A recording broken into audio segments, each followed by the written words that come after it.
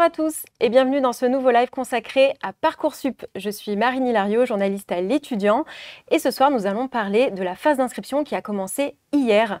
Alors pour cela, je suis avec Jérôme Teillard qui est chef de projet Parcoursup au ministère de l'Enseignement supérieur et de la Recherche. Bonjour Jérôme. Bonsoir. Merci beaucoup d'être ici pour parler donc ensemble de la phase d'inscription. Alors on va retrouver tout de suite Clara qui va pouvoir poser sa question. Bonjour, je me présente, je m'appelle Clara Chabrier et j'avais une question pour l'étudiant, ça serait comment je fais pour rechercher une formation sur Parcoursup? Alors, on a mis en place un moteur de recherche qui est accessible, la carte des formations de Parcoursup. C'est assez simple et assez intuitif finalement. C'est une carte de France qui représente toutes les formations. Vous avez des filtres, vous pouvez utiliser des mots-clés, ceux que vous connaissez finalement pour chercher des formations. Et puis vous avez même des mots-clés qui peuvent être géographiques. Une ville, un département, une région, voilà, de manière à ce que vous puissiez croiser les informations. Et à chaque fois que vous allez faire des choix, finalement, vous pourrez voir apparaître les formations qui vous intéressent ou un territoire qui vous intéresse. Eh bien, vous pourrez zoomer, aller sur des fiches formation. La fiche formation, c'est finalement, elle est là pour vous guider. Clara pourra comparer chaque formation les unes avec les autres parce que toutes les fiches formation se ressemblent, elles sont construites de la même manière et c'est, je pense, très rassurant. Alors, on va tout de suite retrouver Ilyes qui a aussi une question à vous poser sur les fiches des formations. Vous en avez un petit peu parlé justement. Alors bonjour, moi c'est Ilyes, je suis actuellement à STMG et ma question c'est quand je vais rechercher d'éventuelles formations sur Parcoursup, quelles informations moi de mon côté je vais avoir sur ces formations-là? Alors, on a essayé sur ces fiches-là qu'elles soient toutes construites sur le même modèle. D'abord, une présentation de la formation, avec souvent un lien qui permet d'avoir des informations complémentaires directement sur le site de la formation, mais déjà, on y retrouve l'essentiel. Une rubrique « Comprendre les critères d'analyse », je crois que c'est important parce que ça vous permet de voir quelles sont les exigences de la formation, qu'est-ce qu'elle utilise dans votre dossier pour faire ses choix. Ouais. Exactement, les critères.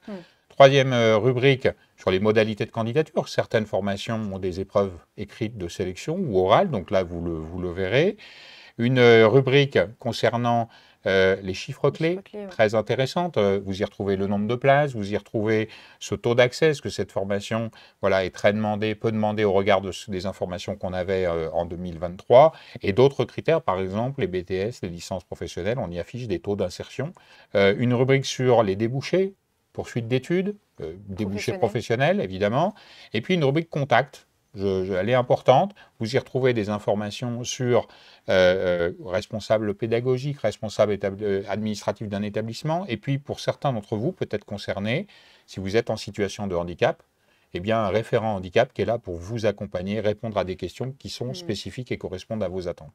Alors, on a aussi des questions sur la préformulation des vœux, en fait, et on va retrouver Mathéo qui a justement une question sur ce sujet en particulier. Je m'appelle Mathéo et je me posais la question de comment bien structurer un dossier et de savoir où mettre nos centres d'intérêt sur Parcoursup. Là aussi, les interfaces de Parcoursup vous guident.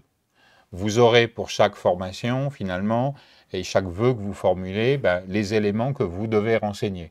Éléments obligatoires, par exemple, dans une formation, elle a demandé qu'il y ait une lettre de motivation, elle figurera dans votre dossier, vous devrez la saisir. Vous verrez, vous aurez même un récapitulatif un peu avant le début du mois d'avril, puisque ce sera l'échéance pour confirmer son dossier et le stabiliser.